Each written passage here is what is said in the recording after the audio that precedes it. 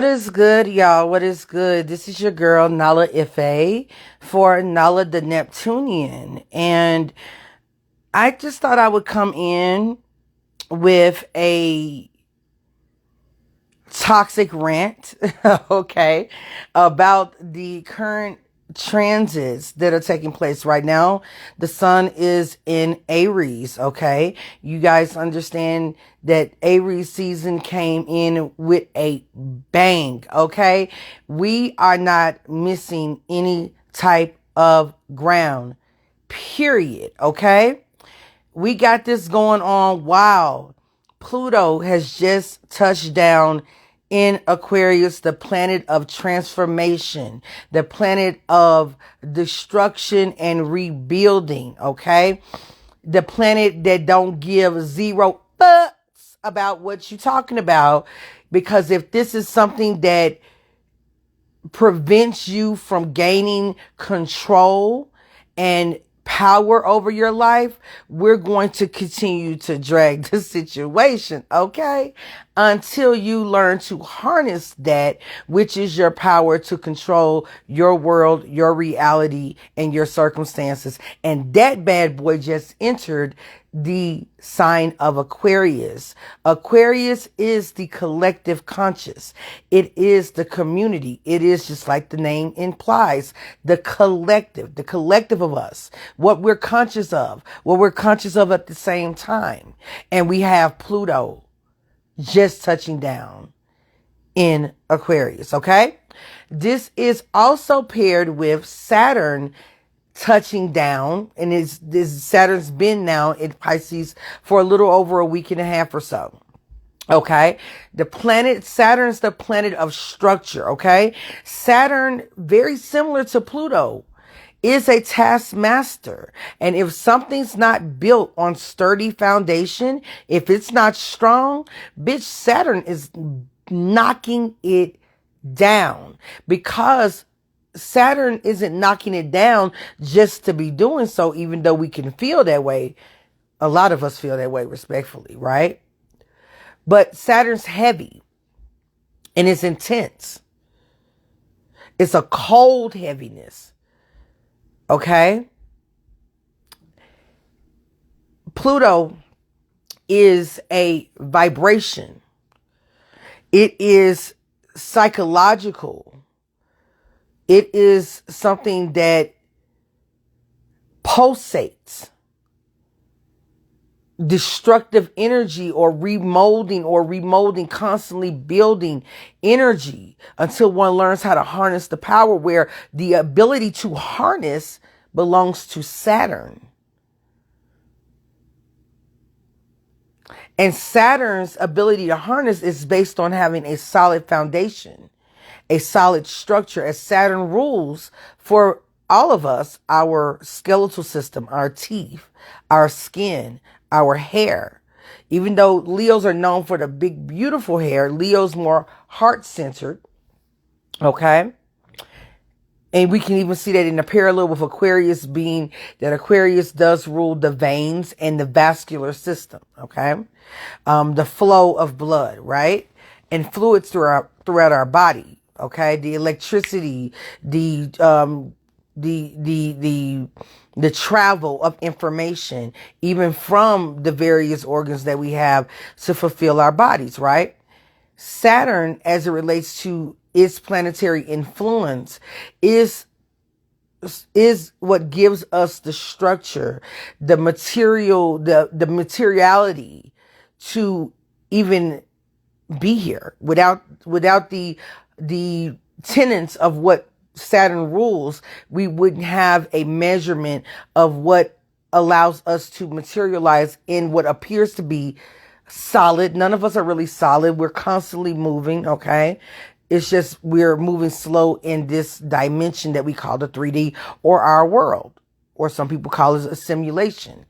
For us to make sense of various influences in their own physical bodies, that is under the rulership of Saturn, the physical material world. And it includes anything that is structure. For us humans, structure is down to our bones, our skin, our hair, our teeth.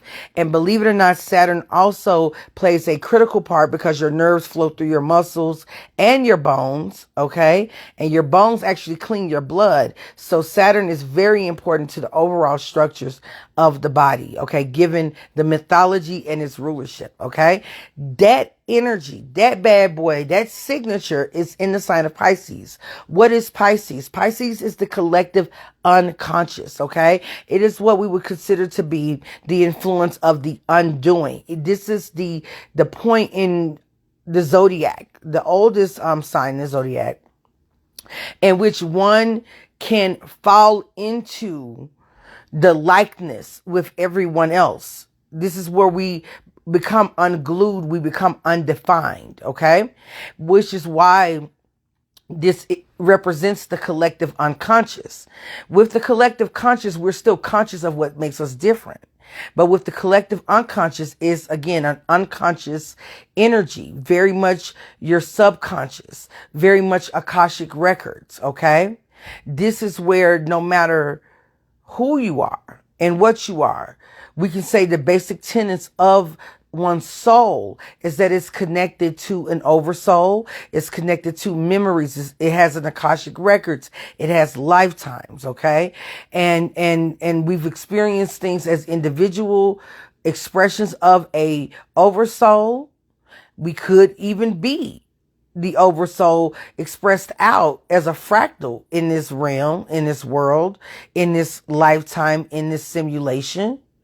But the subconscious is from where we pull things like our instincts, memory, things that are deja vu, dreams even, where several people can have a premonition or a feeling, a psychic impression about something, and they don't even know each other, not in their collective conscious world.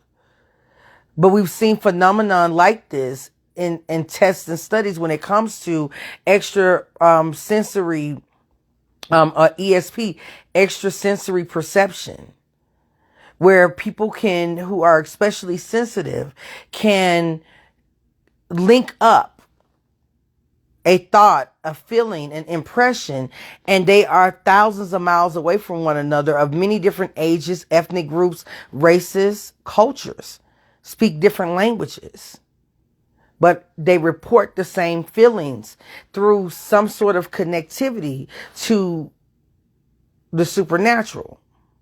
Okay? This is where Saturn has entered, that the planet in which brings about the evidence of material separation, the evidence of significance of each individual expression in a sign in which encompasses the all of entirety that surpasses time, which is what Saturn rules. Saturn is now within this structure. So from here, we're able to see things. Also, Pisces rules illusions and disillusionments. It rules the iconic. It rules the fantasy. It rules media, social media. So what you're going to start to see is that what we may have under the Neptunian influence, for those who are not very strong, I'm a Neptunian, obviously, Nala the Neptunian. If you don't have these superpowers, right, you may find that you, like even those of us who have Neptune conjunct, we had to learn how to work with this energy.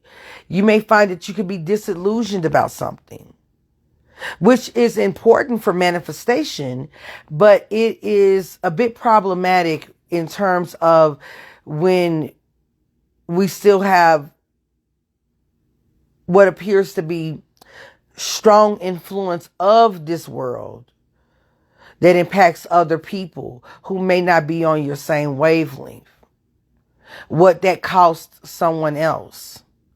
And this is something Saturn, the Lord of Karma as well, and the Lord of Time, the Timekeeper, also will be making real for us to see. Okay, so all of this is happening, and we're in Aries season. Aries is the promise of new life. It is the fallopian tubes. It is the whole system from where a baby is grown from the womb. Okay, it is the pressure that sends life into form. Okay. The oven, if you will, the environment, and then the conduit of new life and the portal from which it comes from. It represents the burst of spring, the moving forward with things. Aries is ruled by Mars. Okay. And Mars is the planet of war. It is the planet of actually intelligence. Okay. Aries rules the head. It can rule the skull, not so much the function of the brain, though the higher octave of Mars is Mercury, which does deal with the function and processing of information of the brain. Mars itself, or Aries in this sense, rules the actual physical portion of the head. Oftentimes people who are Aries have to watch out for blood pressure. They have to watch out for accidents to their head or skull, strokes, okay, eyesight issues and injuries to the head, mouth, nose, in these places, okay. Or they tend to be, people consider to be very headstrong, okay? And what do you think about it? The Aries is considered to be the baby of the zodiac, the first life, the prodigal son. The sun actually is exalted. So if shout out and happy birthday to all of you Aries out there. But if you are an Aries sun, you have an exalted sun, okay? So with this, it's the crown. It represents the coming of new life. Okay. And so with that, there is this huge emphasis of leadership, of pioneering. And we have Jupiter, the planet of expansion, good luck, even awareness, fame even, okay? But expansion, whether something's good or bad, is going to expand. In its most benevolent state, this could mean money, wealth, and riches. In its more problematic state, it could mean more destruction, depending on, what we're expanding. And in the sign of Aries, along with the sun and Jupiter, we have Chiron, which is the wounded healer. That in itself is a whole lesson. And we're not going to go too far into this, but the wounded healer needs assistance outside of itself to heal itself, and it is unable to heal itself, but it can heal others through the experience of dealing with its injury. Okay. So in a headstrong sign like Aries, and Chiron's been here for a moment, with Jupiter, the expansion of these things, right? In a headstrong sign like Aries, we can see that if someone has an injury, and no matter what sun sign you are, rising sign or moon sign, you have Aries in your chart. So wherever Aries is for you, this is especially poignant to look at, where you may fail to, you may be a headstrong person, very, dominant, very much conquering of energy, Mars-like energy. You may not want to, from a sense of pride, want to take direction, okay? But you have the answers, and you truly do, for others, and you have them from your experience. But where you may need the most assistance, especially when you have the sun can be pretty hot of an energy. And you have Jupiter, which is expanding that heat in a very hot natured sign anyhow.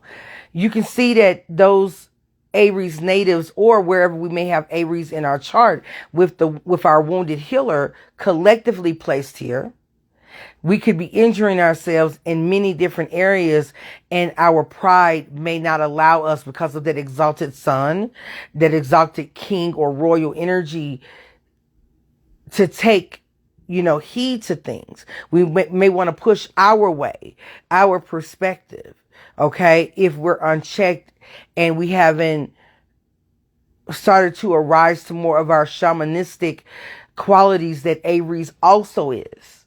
Because the warrior, in order to kill, you learn how to heal. In order to learn how to heal, sometimes you have to learn how to kill. It's an even balance. So the more shamanistic or the more advanced Aries energies, if one hasn't, arrived there, it could be a very volatile part. So it's ever changing. All of us are in this, okay? In some shape, form, or fashion, whether we have our sun, moon, or rising there, you have every chart, every sign in your chart. Well, I wanted to say all of that because we have a very radical energy in probably the most stable position of any of the planets at the moment, because I believe Mars is moving into Cancer, and this is where Mars falls. Mars is exalted in the sign of Capricorn. It falls into Cancer, the watery sign ruled by the moon. We will get into that later. But even with that, we have right now the moon in Taurus in its exalted position. The moon will be coming into contact, the actual moon, the closest body to us, which is very effective to us. I have a moon in Taurus myself, right? This body, okay, is coming into conjunction with Uranus, the planet of change, radical change. Uranus can be radical and unpredictable.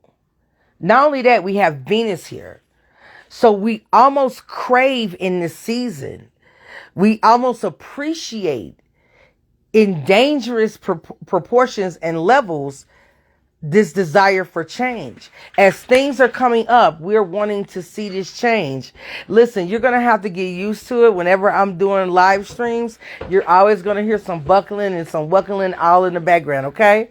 But I will not be on here for much longer, child, because you know the living is for the living. Anyway, child, you got all this going on, okay? It is all kinds of drama in the skies. If we were actually gods, honey, all the gossips is here. Do you hear me? And we have to talk about that on my next call with y'all, okay? But anyhow, child, you're going to go and have Venus, who is like, yes, I want to see this change. I want to see this person called out for how they have mistreated people of color. I want people called out for how they've mistreated women. I want people called out, for how they may have mistreated men. I want people called out for how they've mistreated groups of people. Oh, did you go? Oh my goodness, thank you. They gave you this right here? How is she doing? She lively, the same lady? Yeah. Okay. So, you know, you have this appreciation that's going on in Taurus, the sign of value. Taurus rules, Taurus is saying is I have. This is my value. And so there's a radical change in what people feel like they have. Uranus is going to be here for the next, 5 more years?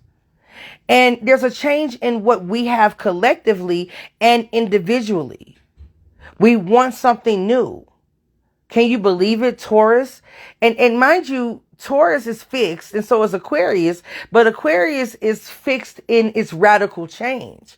Taurus doesn't care for change as much, but you're going to probably find that a lot of individuals with heavy Taurus placements become very irritable with stagnation at this time, or have become this way because we're kind of gaining relief from coming out from under stuck situations.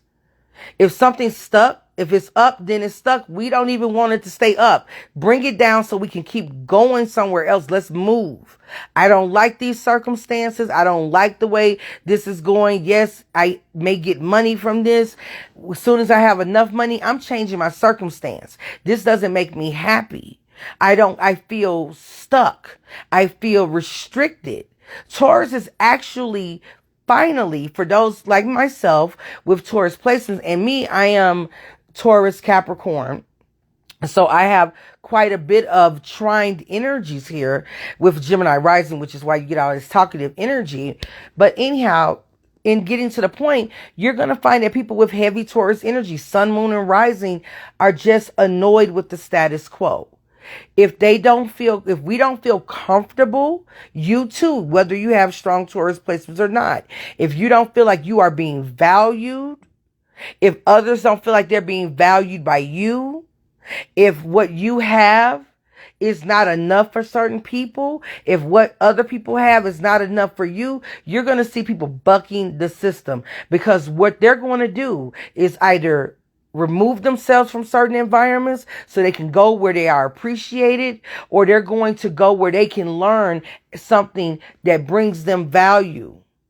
because they're not getting it wherever they may be. You're going to see people very irritable about being stagnated, and you're probably going to see it mostly with Taurus people. You may even notice Taurus people being there. We're normally introspective, but introspective in a way of moving, making radical changes. Okay.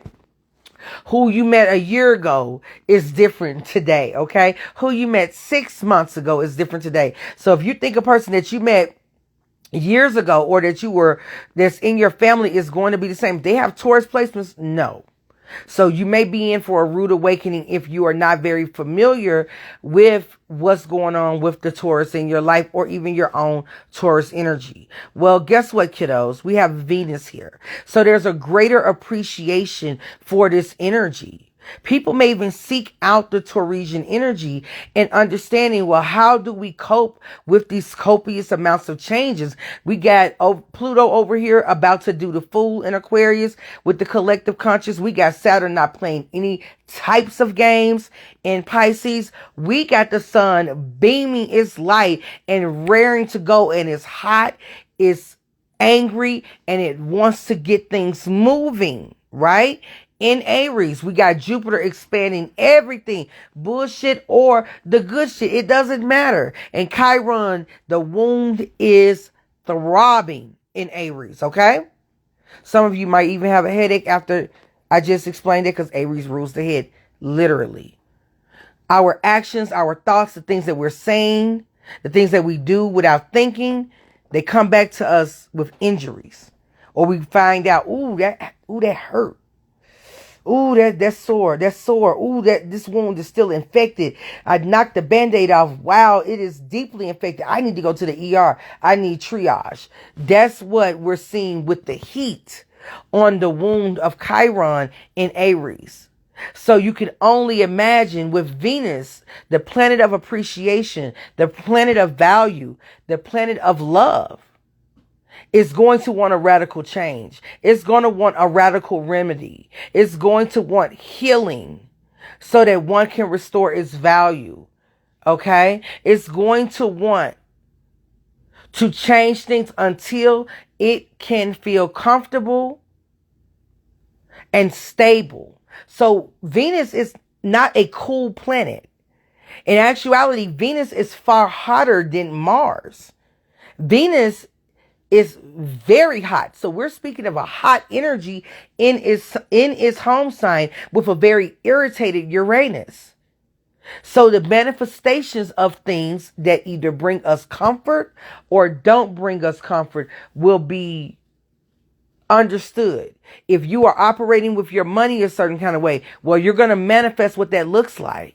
If you're operating in relationships a certain kind of way, you're going to manifest for good or bad what that looks like. If you are not respecting yourself or not respecting someone else, those things will manifest a reality for you, or a consequence, or a reward, good or bad. Okay? And it's going to continue to change in order to find perfection and to keep itself flexible, especially during this moon energy. Shout out to the moon in Taurus, the exalted mother, okay? Moon here is like in a palace. Moon in Cancer is in its home sign. It is in its nurturing. It is in its abode. When moon comes to Taurus, it is in its palace, okay? It's in its vacation home, okay? It's in its home by the beach. Well, in this case, it may be its lodge in the Caribbean, okay? Land and water, okay? But anyhow, that's getting beside the point. Okay, or maybe Fiji, okay? Or somewhere rich, okay? Too, because let's get into it. Venus, Taurus is ruled by Venus, okay?